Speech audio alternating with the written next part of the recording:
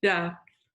Hello, everyone. So I'm very thrilled to see 9 people on the call. I'm glad.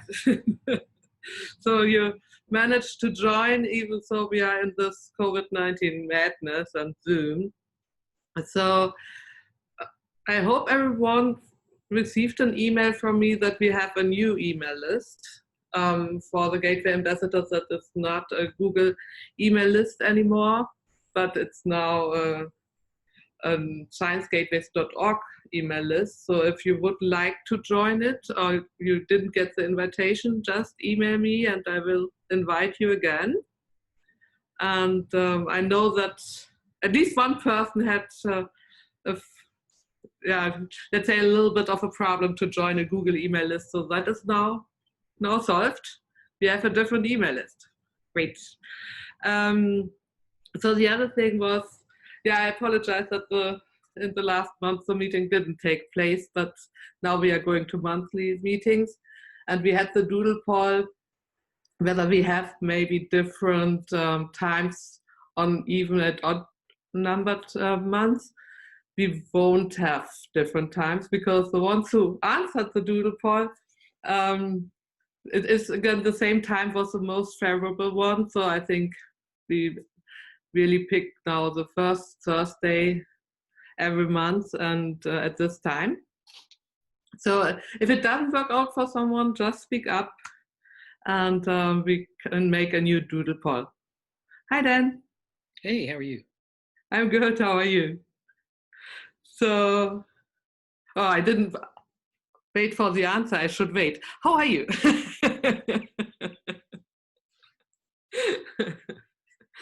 So what I thought, we talked the last time about that we want to share material with each other, and I thought since we still are really in this madness of working from home and trying to provide more material online and make that very efficient, it's maybe good to share material, how to provide it maybe quite efficiently online with the solutions which are already out there, and science gateways are exactly the measure to do this.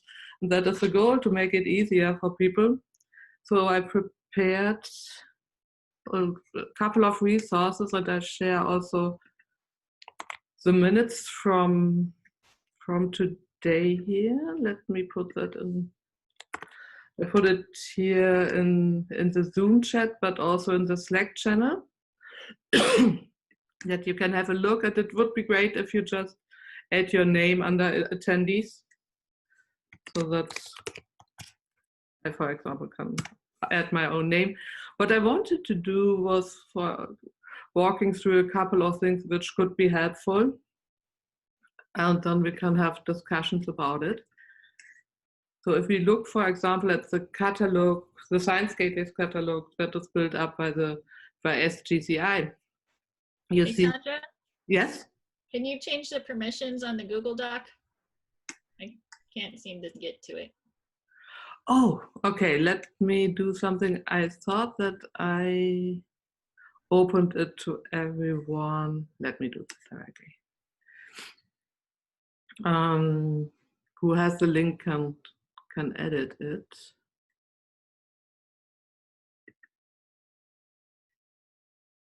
Share the link. Okay. Sorry for that. And edit. Try it again. Is it open now for everyone?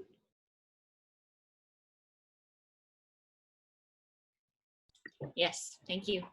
Thank you.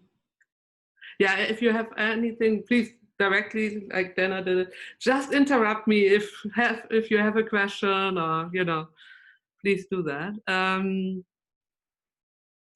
So I will share my screen for.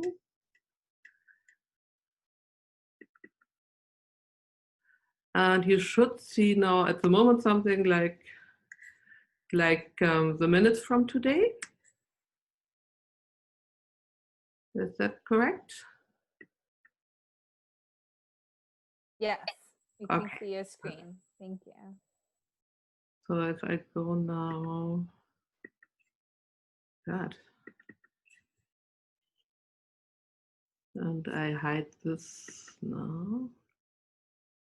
No, hide panel. Hide. That's a lot of tabs, Sandra. Yeah, I know. I'm I'm in the yeah, typical. I open everything that I know. Oh yeah, I wanted to go through this. So so if you go to the Science Gateway catalog, the URL is also in the minutes. You can see already we have total entries at the moment 600. So that was not on purpose that it's this round number at the moment, but it looks good. And we have added used in the classroom there. So you can find the solution. For example, TAP is a framework that is developed at Tech, or HubZero is developed at SCSC now. It was at Purdue, and it used in education, Abaco or Design Safe CI.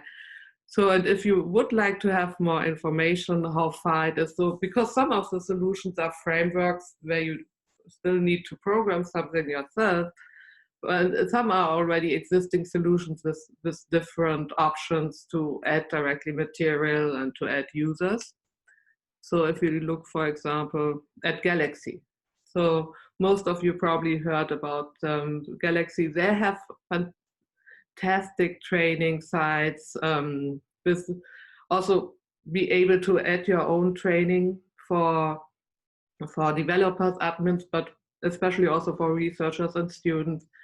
They have a lot of different tutorials. So if this area is something, especially in health informatics, but there are also, for example, in GIS, so the framework itself is capable of much more. It's generally applicable, but it was really mostly, or is mostly used still in health informatics. So if you have researchers there who need some support, this is a good one for workflows and the Science Gateway that can help us with these workflows. Or you might have heard about NanoHub also. So there is really part of it, learn and teach is a big part of NanoHub. And in COVID-19, all these frameworks, I should have said that at the beginning, or many of them, are really offering to get you up to speed much faster and help to bring more teaching material for an area into the platform. So NanoHub is used mostly for research and nanomaterials, but if you like the concept behind NanoHub, the NanoHub team is happy also to help, of course, with different material and to integrate tools into the platform. The same with HubZero, and one of the framework. So NanoHub is based on HubZero. Planting science is based on HubZero. What I like here especially is that it's already, this is for planting science biology only in apostrophe, but they have already this worldwide communities where there's they connect with classes and undergraduate students, but also especially also students in high schools. And so teachers provide projects for them, and they connect online in video chat with the students, and they can do their projects and have an online mentorship here. And they're existing already for a couple of years. So if this is something that is interesting for you, or for faculty on your campus or whoever you support, this could be a good example how they build it up to really bring teachers and students together in an online environment that it is successful. Another nice gateway also is the Cyprus Science Gateway. So you can see it's very focused on phylogeny, but you can add also here different tools, and it has per tool then a different user interface. And it has demos and how to use the Cypress Science Gateway. And it explains, I hope that I still, yeah, good. So I haven't done for a while something in the Science Gateway, but what you can see, if it reacts, come on. Ah, okay. So you can create, or you can use different command line tools, for example, on Exceed or also on local resources. And there's always an explanation for it. So these are a couple of examples of Science Gateway, which could help maybe directly users who have an Exceed account, or where you can reach out to the teams which are developing the Science Gateways. And I know that many of you also worked already with Science Gateways or developed Science Gateways. So if it's really also the state of Science Gateway you are supporting for educational tools, maybe you want to add it in the Gateway Catalogue also with educational tools, because that is where we are at the moment really sending also people whether they could look through it and say, oh yes, this is exactly our faculty, for example, marine biologists are looking for a Science Gateway where they can be supported in their teaching. So that would be a good thing to do. So if you need more examples, I'm happy to work on different topics. So now I let you come in. So what kind of do you get, for example, questions from faculty, from your campus to help, or from people you are working with? What kind of tools are already for research? Online tools are out there. Is that an experience you make already, or you are reaching out actively to your group or to your connections?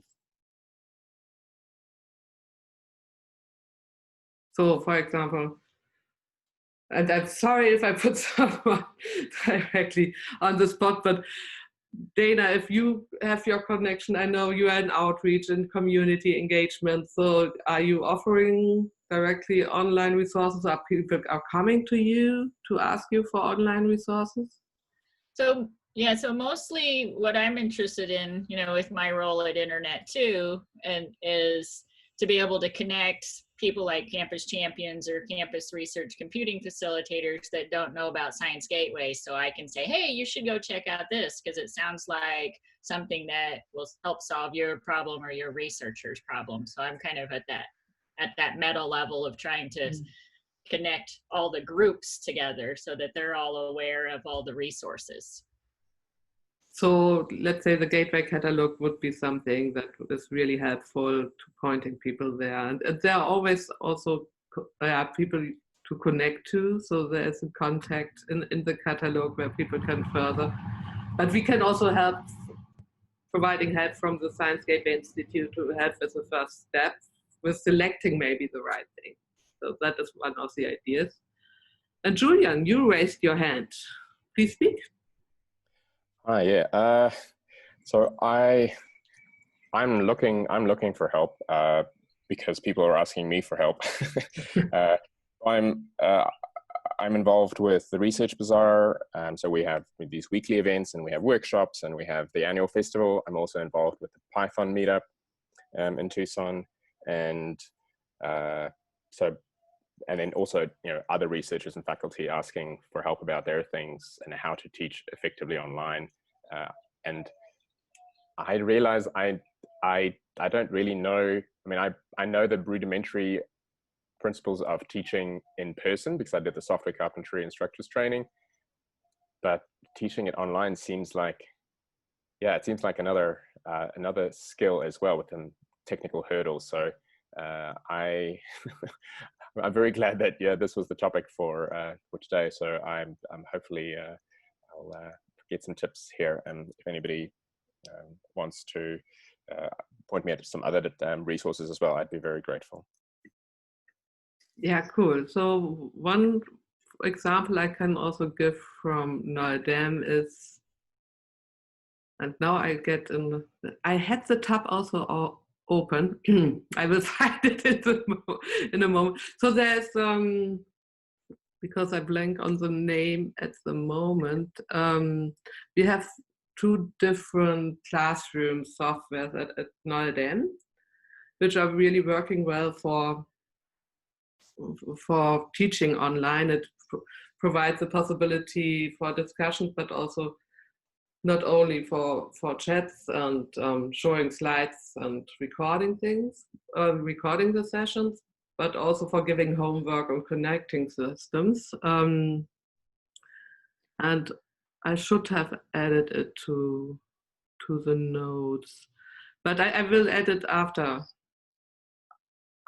this, after the webinar to the notes, definitely, because I don't find the URL at the moment where we have that listed what we are using at ND. So what kind of systems are different campuses using there?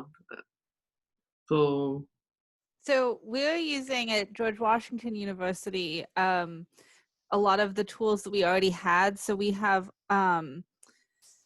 the Blackboard suite of tools for the basic level of teaching, and so we've been using Blackboard Collaborate supporting. This is not in my department, but within the larger system that I'm a part of, there's a group of folks who've been doing a lot of hands-on support for our faculty and moving classes online using Blackboard Collaborate, and there's a tool, Echo 360, I think, that you can do some kind of neat integrated teaching with. Is that kind of the kinds of tools that you were looking for, Julian? I think so. I've never heard of Echo 360. I've heard of Blackboard. So I will check out Echo 360 now. Thank you very much.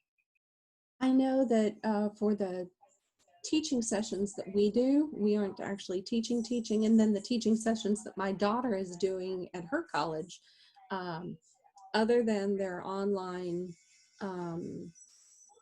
writing assignments, a lot of the teachers are using Zoom for classes, and the Zoom share screen allows for writing on the screen. And if you are familiar with Zoom, it's relatively easy to pick up and low amount of time to learn. So all of her classes so far this week have been on Zoom.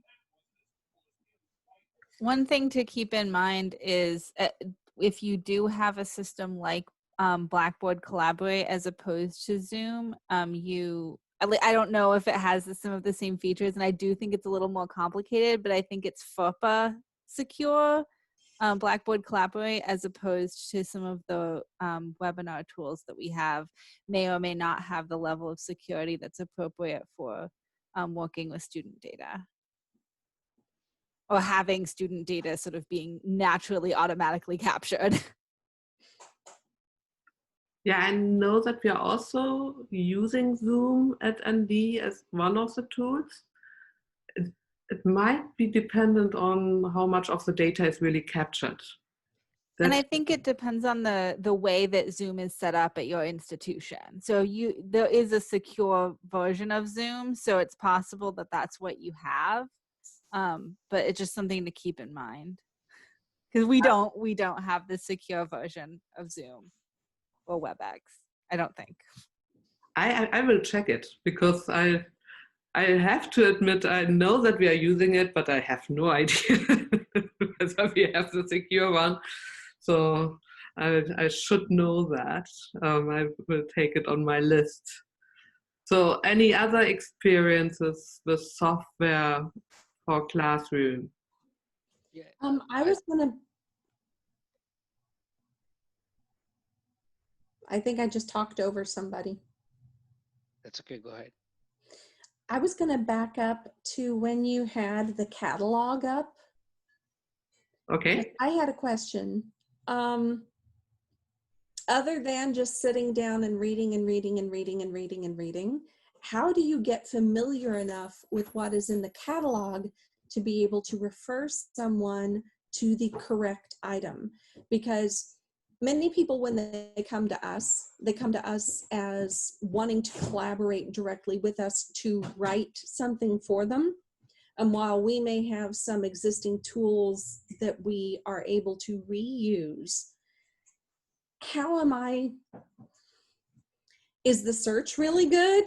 I've only been in the catalog a couple of times, and I know when I brought up our stuff, even whoever provided the information for NCSA, I don't even think I could find my own stuff searching in there.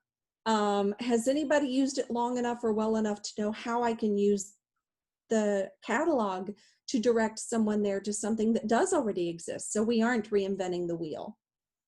So that is one of the big topics, and thank you for bringing it up. I showed the catalog because I was happy that it already was drilled down, at least on the educational tool level, to 38, which is still a lot, I know, and you don't want to read everything there. So the goal is for the different areas to have experts as contact points, and hopefully out of this group. So for example, say, if you would say, oh, I'm happy to look at the 5 science gateways, maybe at their capabilities for you know, be in contact with the providers for high energy physics.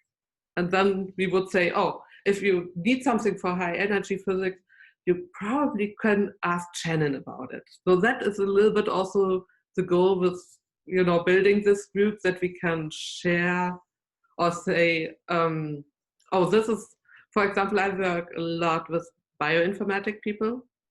So I would take on for myself to look at the different bioinformatics. Therefore, I know the galaxy and phylogeny portals quite well. And so I'm happy to discuss those and say, oh, yes, you know. But of course, since I'm at SGCI, I try to know at least also from a lot of different domains, at least a couple of examples. But of course, I cannot know everything in detail. Okay, so I can reach out to you all when I've got somebody that I bet there's a gateway out there for it. Yeah. Say, where can I send this person? Yes, so that is the idea in the future, that we do this. So if you have a person for bioinformatics, send him to me. So that is, and I hope that this group, you know, splits these different domains between, that we split this in that regard, or just, you know, help each other. For example, if somebody asked me how to make a really huge on-campus event which teaches people something, I would send them always to Julian for the research weather, because he has built that in Arizona. So this is still, unfortunately, not knowledge I have put somewhere, and I have to talk with each of you probably whether you like to be on the website with a certain, you know, knowledge area.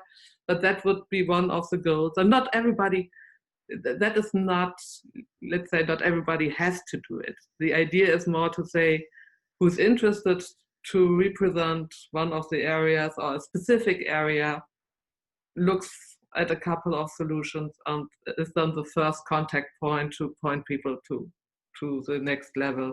And then it's not that one. So I know we have the 600 entries now in the catalog. No, I don't know all 600 by heart. No. Exactly. So Amit, you wanted to say also something. Yes.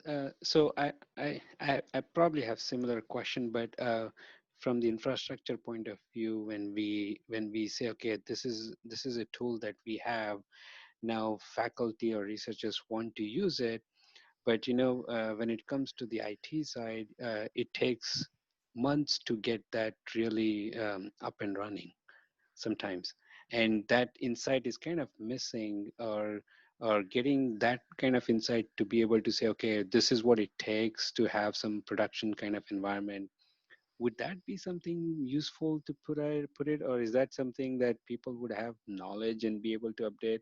Because when it comes, oh, there is a tool and the faculty wants to go ahead and use it right away, right? And it takes really a month before we can have something working, right?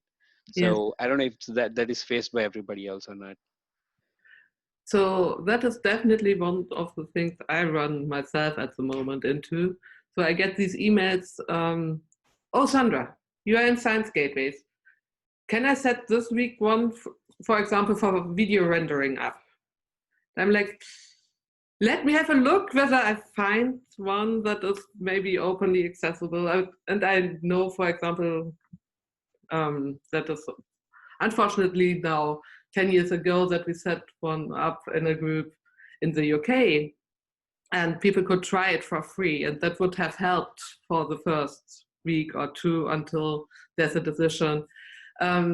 But yeah, that is one of the questions, and that would be very helpful to have it in the catalog.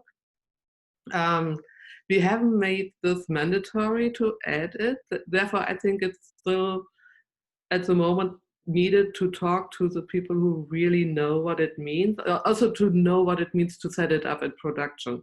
I mean, I think at the moment, everyone is working on so many online solutions to deal with the current situation, that people are even happy when it, let's say, functions for 1 or 2 weeks. But yes, we should have these discussions. And also, I think it's one of the discussions we need to have with faculties on, if they want to keep these solutions, there must be also maintenance, and there must be, unfortunately, also money how to deal with it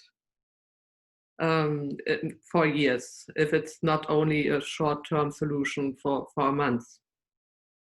So to make them aware of, this is not, you don't have to pay for the software, but you have to have someone in the background helping you to keep this alive and keep this really on production level. Right. Yeah. So we have been trying to work on getting Clouder updated and set up on our end, and we experienced this. So I was just trying to bring that up based on that experience. You're working with Clouder? Yes. Who are you working with? So we have, I'm just running out of Dr. Barbara Minsker. Yes. Yes. Yeah. So she is she's a faculty at SMU, and she has a Clouder instance on our end, and we are working with our library as well. They kind of expressed interest, but it is at a very early stage. So we are reaching out to folks on campus who might be interested in kind of. So we already had a prototype, and we kind of showed it to the campus, and some of them liked it. So now they want to see if we can set up a production instance and then go beyond what we have been doing so far. Because I was going to say, have you been reaching out directly to the programming team at NCSA? Yes, yes, okay. Luigi and those folks. Yes, we have been in contact with them. So we just spun up a production instance project. So we have begun working on that. So yeah, but it's been kind of interesting. We want to get our researchers to use it, try it beyond this one instance, but when it comes, it's a project that goes in an IT, and it goes through phases, and it takes time. And yeah, it hasn't been containerized yet, so yeah, the installation is not step by step. It is definitely more IT focused at this right moment. Yeah. Okay, I just wanted to make sure you were talking to Luigi, that's all. Yes, we are. Thank you. Yeah, cool. And I look at the chat at the moment. So yeah, oh yes, the Zoom bombing and hijacking. So I got lucky yet. So I was in no Zoom meeting that got, hijacked or had the Zoom bombing, but I heard from a lot of colleagues that they had it, and that it was really also this, making the meetings almost not capable of, listening to the real topics, and really people trying just to interrupt the flow. So that is a great link there. Thank you, Beth. And also for, that people start to try to steal Windows credential via chat. Thank you, Shannon. Yeah, that is a typical thing. As soon as people, so we have a great solution to do something online, and then of course the hackers come around and the people who would like to, take advantage or something of it. And, and I'm still not sure what it helps them to just disturb meetings. I don't get it. I get it if people try to get money or something, but it doesn't do anything for their good, and they have to invest the time to disturb a meeting. I don't get whatever, but thanks for the hints how to help with it. Therefore I was also careful. I first wanted to put the Zoom on the website of SGCI. I didn't do it, obviously. I only put it in our calendar invite, but I hope that is fine with everyone. Oh yeah, with the calendar invite, I know I sent it from Google. Can everyone read it when I send it out? Just only in between? So that you can add it to your calendar? Because it worked. It worked for me, and I use Outlook, so. Yeah, worked for me as well. Good, great. Because I made the experience that sometimes there are some little glitches there. So one of the goals, maybe I hope that we will be meeting in person latest in June, July, again at conferences. Maybe not in June, but July. So we hope to be at PERC. And some of you hopefully will be also there. So the idea with the online tool, so is there something really pressing? You have questions on the table, let's say for the next week, something we as a group could help with, or SGCI can help with. So that is a chance to speak up, to maybe get some intermediate help.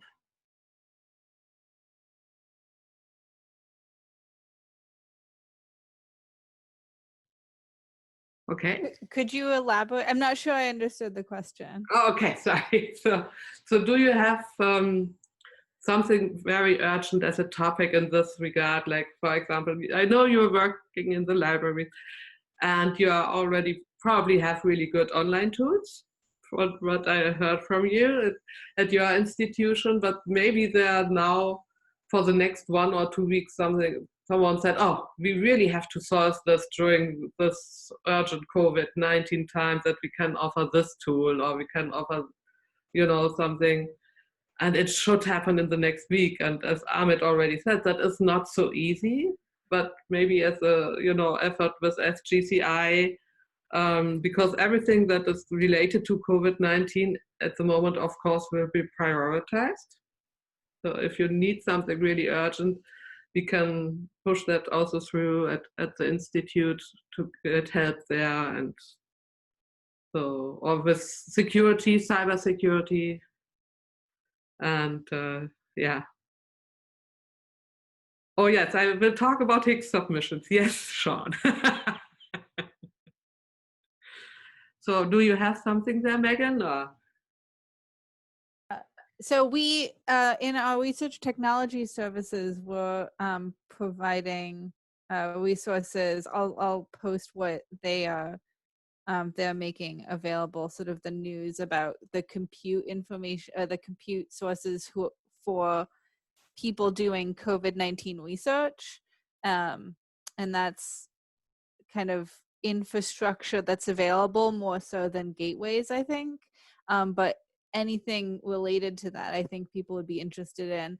The biggest barrier or issue that we're running into is getting people secure data storage and analysis space that they normally would have access to on campus. But I don't think there's a solution that we have that would meet the needs that we have necessarily, but I'm open to ideas. Oh yes, I can bring everyone in contact with Trusted CI. So they're working with us, and they have, they're written like this, and I go to the website and put it also there. If you look for Trusted CI, you will find them. And they also, at the moment, everything that is now urgent because of COVID-19 and, you know, the research or to connect secure to campus, as you said. So that they help with solutions there. So I can bring you in contact with them. So we have a couple of persons who are working. I'm on this Trusted CI project, but oh I'm yeah, not yeah. security people. But there's a link to their blog too. They have been writing a few blog posts on some of the issues going on now. Thank you. That's great.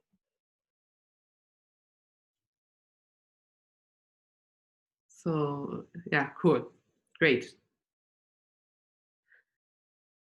Because yeah, there are a couple of course with security, especially at the moment, which is challenging. So they have the blog post data. Anything else I should, or you can otherwise mention for Trusted CI? I know they have normally applications, but I know that they also said that they would help. No question is too small or too large, you know. Okay. Okay. So, I mean, I remember way back before when I was still at Oklahoma State and just had a question, and I emailed Von Welch, and it turned into a bit of a discussion, and he turned it into a blog post, which I thought was super cool. But, you know, anything that's going on in the community, there's also a discuss list and an announce list that's good to be on. So we have monthly webinars. And so, you know, any kind of interaction is good. They want to help any sort of, you know, security for open science. And then they do deeper engagements that have a twice a year engagement period and an application period, which I think is about now. Did it end? I'm having trouble keeping track of dates, like most people today. Yeah, the deadline is tomorrow. Tomorrow. And those are more in-depth engagements where there's all sorts of options, you know, software assurance, various other, like, analyze your security program and things like that. So any sort of advice in varying degrees. And I've seen all sorts of research projects go through that experience. And on the website, everything's public, so you can find all the reports on all the previous engagements and all the project reports and recordings of all the webinars. And so, you know, if you don't find it there, you know, you don't have to search too hard. Just kind of like the Science Gateway catalog, you know, just ask. We'll yeah. I wanted to say, yeah, I know. Thank you. It's too much information is also not good. Yeah, it's hard. And yeah, one of my dreams is to try to create like a field guide for research computing and data, but then, like, where do you start? And, like, you know, looking at the catalog, you know, I think about, you know, my interactions with researchers and, you know, what's their view of things, right? Like, they don't, you know, just seeing a giant list maybe doesn't resonate, but maybe they already have, you know, what words do they describe their needs in? And sometimes they already know kind of what application they use. And so you can kind of type that in various search boxes, or, you know, is the right thing a Science Gateway, or is it, you know, one of the Exceed resources, or is it Open Science Grid, or, you know, we have this very rich ecosystem. And so that's why I'm field testing the word field guide to see, and then trying to think about how we might make it where at least, like, maybe the campus, the facilitator types on campuses can use that to help their researchers or know where to go. But right now it seems to be like groups like the Campus Champions or this group and other groups, you know, right now we kind of crowdsource our questions and somebody out there will know. So. Yes, Yes, it's absolutely, and therefore this idea with the experts in regard to science gateways, which is still not the field guide. I like the idea, but you have to know so many things. Yeah, That, it's too much for any one person, right? Yeah. So I think we're all in this together, though. So. Yeah, absolutely, absolutely. So yeah, therefore I really think I've shown the gateway catalog because I know it's too much of a list for, you know, and researchers are often like, oh, this is already too much. You know, even if I find the right tool, I don't know whether it is the right tool because I don't know the technology behind it, or, you know, or whether our, you know, IT would support it or research computing to install it. So, yeah, I think that is definitely, you know, bringing the groups together and discussing how can we find solutions and help each other. That's the idea, and also of this group here. So okay, with security, yeah, trusted CI. Any other hurdles at the moment you face and where it would be good to discuss in this group?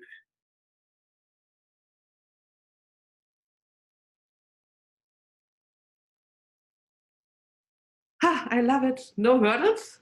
How cool is that? No, I know it's so many hurdles probably in between. Yeah, the other thing, and thank you for reminding me, Sean.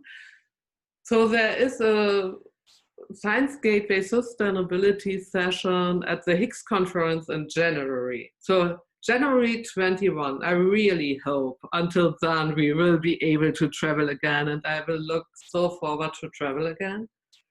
I think it's the first time in the last 14 years that I haven't traveled for 6 weeks at all. So, so the Hicks deadline, and I'm happy to put the URL also here, will be in June. And one of the ideas could be maybe to write in this group together also a submission about community engagement. And have a paper together about the different concepts you are following, the different groups, like a big, nice paper about their fellowships, their ambassadors, there's different possibilities to build communities and to help each other. So that could be an idea for a paper. The other thing is in April, end of April, the Gateways deadline comes up for tutorials and workshops. And I wanted, since the Gateways conference will be also, our face-to-face yearly conference meeting for the Gateway ambassador, if it's possible for, you know, for people to come there, it would be really nice to have, maybe besides the social aspect, and since you all know me, of course, I'm a fan of the social aspect, just to meet. It's a big thing, I think, especially since it's so missing at the moment. The face-to-face social interaction with people. Maybe is someone interested to make a submission with me together on community engagement as a tutorial? What would the tutorial be teaching exactly? So my idea would be teaching that it's really like discussion with researchers, that it's about how to address about communication rules, maybe in academia, about how to engage different communities, a little bit like best practices. And this tutorial would be more on the, it's not a technical tutorial, obviously. Okay. It's not like, I mean, we could think about, looking at different learning methods for, you know, communities. So it's more a high level idea at the moment to have something really in that area of community engagement, or just also walk through if you want to build a community, what kind of technical tools you should use maybe in the current times or can use, or what, so. I think I might attend that tutorial. Yeah,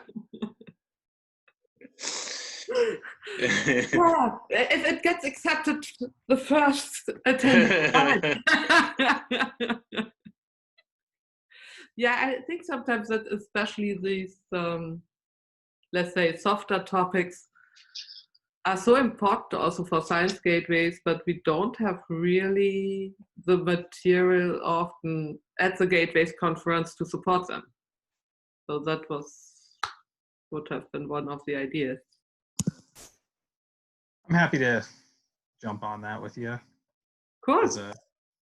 As a former facilitator, it's all about facilitation. So.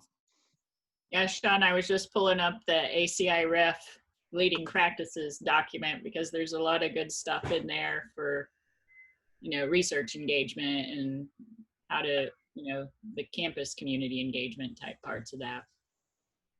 Absolutely. And I mean, yeah, Dana, I'm also part of, the virtual residency, and I love those parts. And I think there's a lot also to learn from these parts. There's already good material out there, and bringing it maybe in the form for a tutorial where people can sit in for 2 hours and do some exercises and, bring people together to think about community engagement.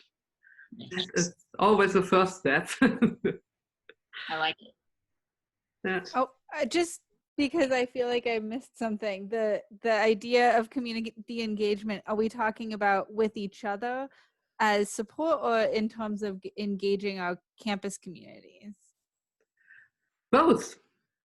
It is really both, because community engagement, at the moment, this community is still, as you can see, totally at the beginning. we are starting just off. And there are some ideas how to make this community bigger, and we are a community of community builders, to be honest, on campus, but also in distributed projects like this Internet to, with different groups from academia to industry. So to get the idea out and to help each other with solutions for our communities, and they can be distributed, local. And this community engagement is especially, for me, for example, I learned on the go at the moment also with this group. And I have done really big community engagement actions on campuses, but not like really distributed groups yet. So of course the dynamic is a little bit different. So I think just being aware of it and maybe learning from success stories could be something. So yeah, I think there's a lot that would be available to pull from for that kind of thing. It makes me think of like the carpentries and the work that's happened there and the success with that. And it's very community driven from both sides, I guess. And there are some conferences that I am a participant in that have sort of developed in that same way, that sort of developed by people serving, like, so there's a conference called Code for Lib, and that started because there were all of these people within libraries that were starting to help people with programming problems or sort of digital computational troubles that they were supporting, and then needed to come together to help each other learn and then to better support the community. So it's a very similar sort of growth pattern, I guess.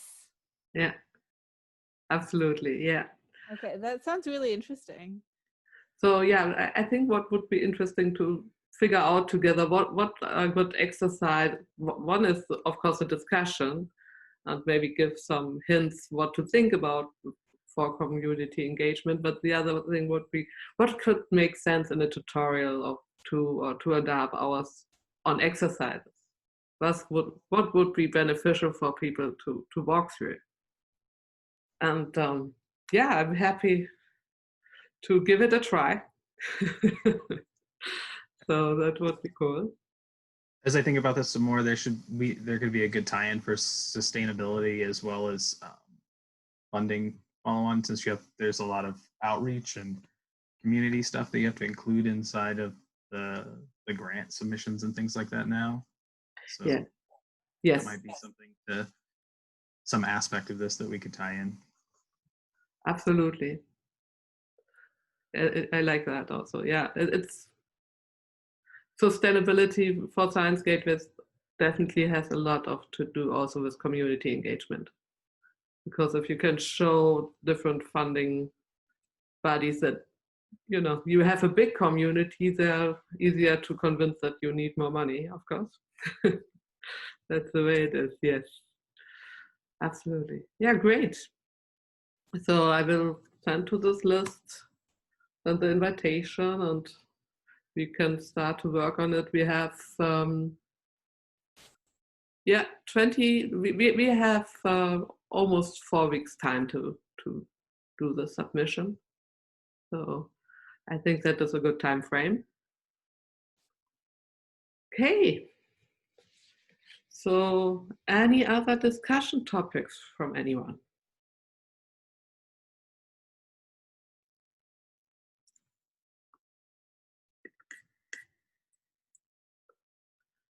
This isn't a discussion topic, but I have paper number 1 in the submission system to the gateways. Cool. Good job. First one in. I've never been the first one in before. Very good.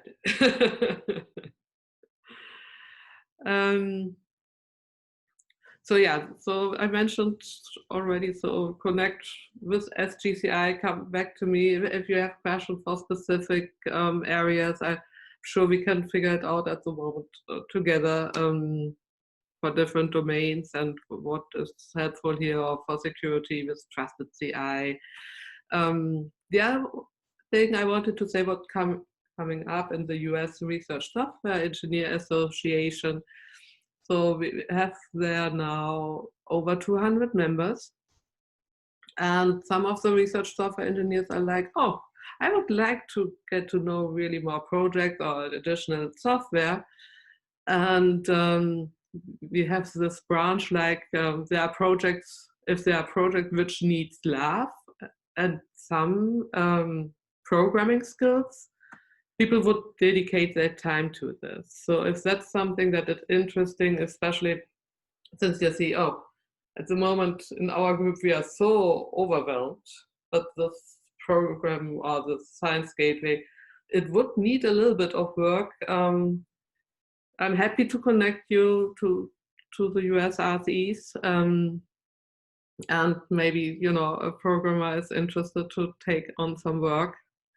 So it came up, I think, like 2-3 months ago, and there were a couple of people really positive who were like, oh yes, I can program a little bit more in my leisure time. So if you have something in this regard where you see possibilities for Science Gateway or for some other research software tools you're working with, and it is just not funded at the moment, or you need some programmer time, that could be a possible way to go to get some help. So that was for today everything from me. So any suggestions for topics for the next time for May? Is there something you would like to talk about? One thing that came up that I would be interested, I don't know if this is the right space for this topic or not, but ways that we could improve the searchability of the catalog, just to make it a little bit easier to not need to ping somebody immediately, to feel a little bit more confident that there is something or there isn't something on at least a general topic. So happy also to walk through it a little bit more in detail, maybe than the next time. What is already searchable, what, findable and usable. Yes. I'm happy to do a little bit more of a feature showing the next time. That would be great. And I think also just getting a better understanding of what the schema underneath is able to do, what's powering the search, either the database or the JSON or whatever it is that's powering the search, just to get a better feel for what it can do, or if we wanted to change the way that it does what it's doing, what could be altered. What are the options within the current framework? Yes, absolutely. So my plan would be then to invite for the next time the developer. Then you can ask your questions directly to the one who developed it. Yes. Excellent. And to the person taking notes, Bev has very succinctly explained what I was trying to say. Searchability, findability, usability, and information architecture. Exactly what I was trying to say. And then in your tutorial, you can teach people how to use the site.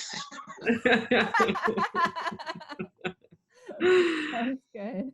So very cool. Yeah, thank you for whoever is taking also notes here. That is fantastic. Because it's not just me, but I'm helping. I've been in there a little bit, but you're doing the bulk of it. I appreciate it. It's really very much appreciated because I'm better in talking than in taking notes, I have to admit. So okay, I'm aware of the time. So yeah, that's cool. So I will plan for the next meeting for that we can have dedicated time for showing the architecture of the catalog and all the options which are there. And I'm sure that also the developer will be happy to get feedback for improvements, and because that is the idea, that the catalog will be really used and usable for the community, and not only a list where people are like, oh, that's too much. Yeah. I would also love for it to be sort of a landing place that it could be, that these tools could become discoverable from like Google. So if there was an opportunity to apply like a schema.org, pieces into that would allow it to be captured by the Google dataset search, for example. Like, I know that they're not just data sets, but at least it could get somebody in the door. Absolutely. Okay, great. So I wish you all that you stay safe and healthy and still happy being, in your own places. And hopefully see you all then in latest 1 month again, and I will send an email regarding the tutorial and the next session, and connect people with programmers who ask for that. Okay, cool. Have a nice evening. Thanks, Sandra. Thank you. Thanks. Thank you, Thank you. Sandra. Bye. Bye. Bye.